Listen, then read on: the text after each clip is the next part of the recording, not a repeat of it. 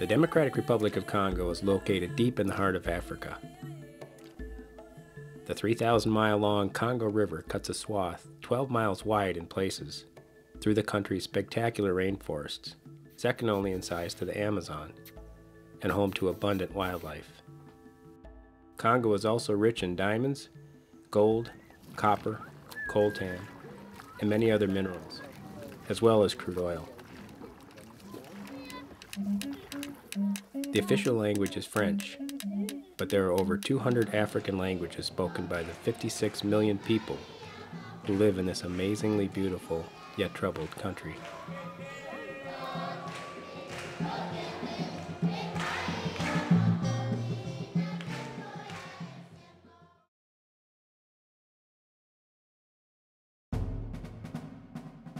The war in Congo officially ended in 2003. Yet the conflict and dying continue. As is usually the case in war, children have suffered the greatest. Nearly half the deaths were children younger than 5 years old, mostly caused by malnutrition and disease, illustrating how the aftermath of war can be more deadly than combat itself. Congo has experienced either ethnic conflict or dictatorship since independence from Belgium in 1960. In 1989, insurrection by rebels linked to Rwanda and Uganda triggered a war that would ravage the entire country. It is often referred to as Africa's World War because it involved internal factions as well as armies from 6 neighboring countries. The warring sides prolonged the conflict as they looted natural resources. This led to massive displacement of civilians and severe lack of health services. The large United Nations peacekeeping force, MONUC, and many other development and relief organizations, including the International Committee of the Red Cross, are making intense efforts to help the Congolese people bring peace and stability to their devastated country. The DRC is almost as big as all the part of the Western Europe. It's really a huge country. And because it has been affected by a decade of an armed conflict and internal strife, of course the demands of development and also in terms of aid in general, it's huge. And ICRC cannot pretend to satisfy and to meet all the needs. The main reason that we are there in the field here, also here in Kinshasa, is threefold, if you wish. The first one is to remind the armed factions that there are limits on waging war. Limits, that means that not everything is permitted in a war. And secondly, also to act as a deterrent against violations of IHL, the International Humanitarian Law.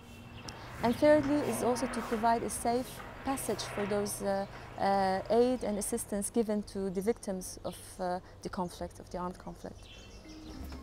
In 2006, Joseph Kabila was elected president of the Democratic Republic of Congo. This has given the Congolese people some reason for hope. The elections in general, of course, I think that the whole population, the inhabitants of the Democratic Republic of Congo, they are very happy that at the end, at the end of this transition and this uncertainty, we will have a stability, a government of stability that would be put in place. And this, everybody's eager to have this. And of course, we, as close as we are with the local communities and all this, we would also wish them all the best for them to have also this stability and peace. Because most of them are very much tired of the war, very much tired of this abnormal way of living so far, yeah? And they are very eager to go back to a normal life, that their kids go to school every day, that they have access to the basic health, that if they're sick they can go to a medical facility nearby to see a doctor, and all the rest of the living conditions that in the West we also enjoy. Here in the DRC, not one single family has not been affected by the conflict. If you talk to the families, they're always, either they have lost the trace of one of their beloved ones, or they have lost, they disappeared, or they died because of the war. or because they had lack of access to the basic health infrastructure. Since 2004, there have been security improvements in many parts of the country. Now there is much war fatigue among all groups, and there is hope that the election will finally quell the demons of war. A new central government has taken power in Kinshasa, but it will take a long time to turn the country around. To fulfill the great potential of the Democratic Republic of Congo, international aid has to be sustained and committed for years to come. We hope that with this new era that we will have a peace and a durable peace that would also come to this country. But with this peace, they also need a huge help from the international community to help develop the infrastructure that has been hugely affected by this war. So yes, there is a big need, and I think that there should be also big commitment from the international community to provide the necessary aid for this country. In 2008, a peace agreement was signed by the warring factions in eastern Congo.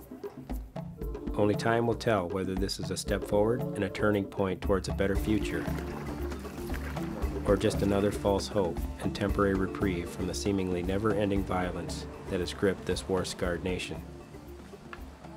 The people themselves, they are tired of the war, so they really want peace to come to their country. I think that for the population as a whole, they are very much motivated and very much eager to have a stability coming into the country and peace, a durable peace. So this is